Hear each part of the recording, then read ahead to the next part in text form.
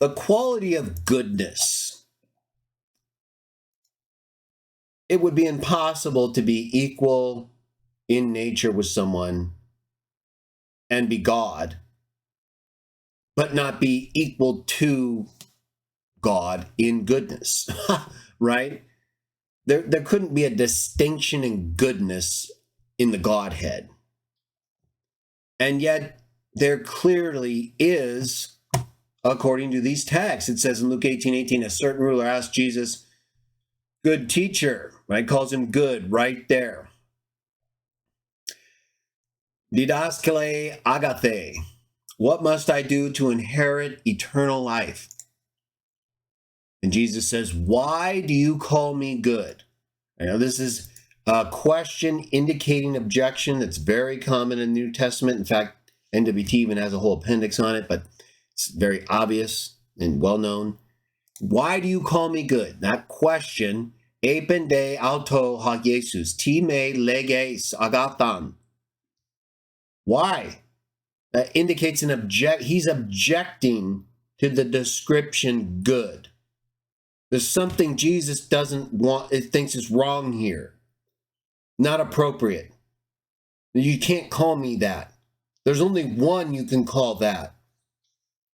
No one. Trinitarians. Oudes. Do you understand the meaning of oudes, Trinitarians? Okay. No one is good. Oudes agathos. Except one.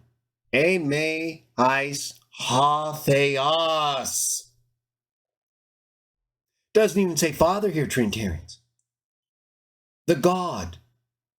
Jesus is denying being good like the God, having the same essential goodness by nature. That's the only thing it could be. That's what it is. Goodness isn't like a position.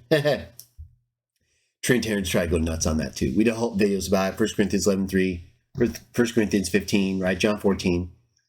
Talk about that again in a moment. But either way, right here, clearly, they're not equal in terms of their goodness. That's an essential difference. And it shows very clearly, right?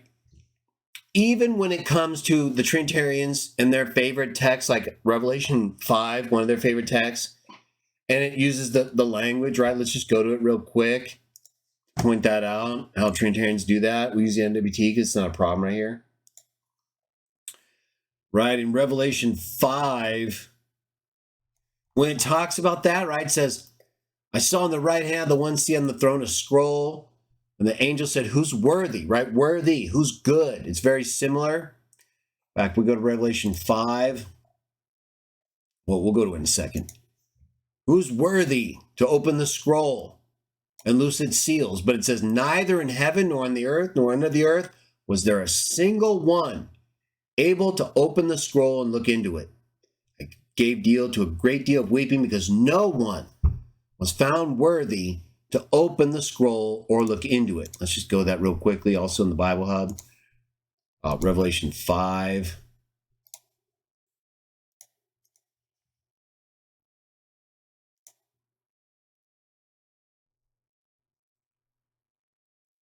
Worthy, axios, very similar, but the whole idea is that, again, there's something no one has this quality.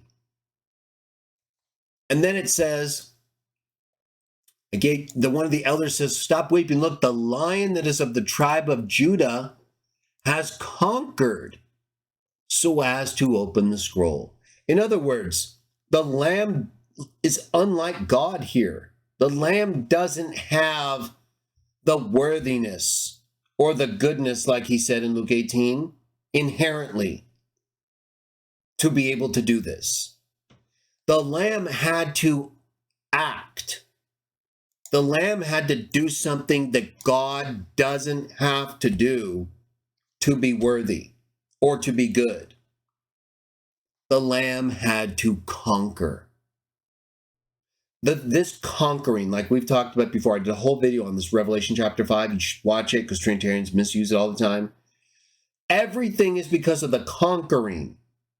Jesus isn't given this kind of devotion or even worship because he's God. Like Revelation 4:11 says, you're worthy because you created all things. Katizo Trinitarians, talking about God.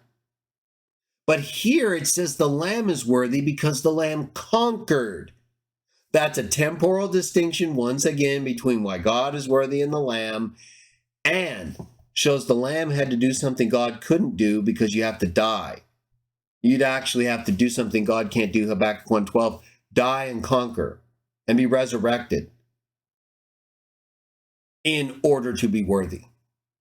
So there's clearly a qualitative, essential difference in terms of the goodness and the worthiness of the Father and the Son.